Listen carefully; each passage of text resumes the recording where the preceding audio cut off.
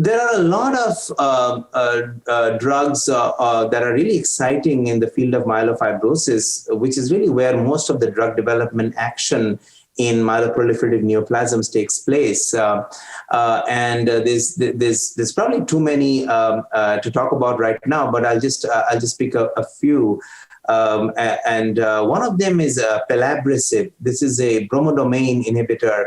It would be the first bromodomain inhibitor to get approved if it does, and certainly the first one in myelofibrosis. In fact, in myelofibrosis, we do not have anything other than JAK inhibitors currently approved. So there's a lot of data, but without going into all that detail, the drug is called Pelabresib. The trial is called the Manifest trial.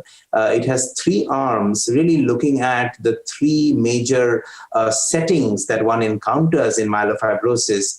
One is after JAK inhibitor failure or discontinuation, where you use Pelabresib as a single agent, and also for patients who are not eligible for JAK inhibitors.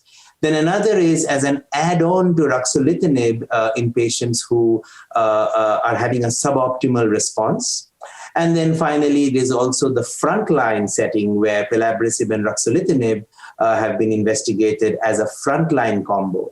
So again, just to summarize in one sentence, Pelabresib appears to be a drug that could be disease-modifying in myelofibrosis in the sense that it improves anemia, it helps shrink the spleen, as well as improve symptoms, and is synergistic with ruxolitinib and perhaps will be with other JAK inhibitors as well.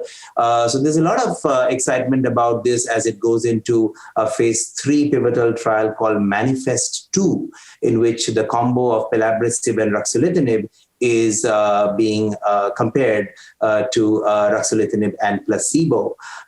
This is based on very promising results in the frontline arm of the Manifest trial that I just spoke of.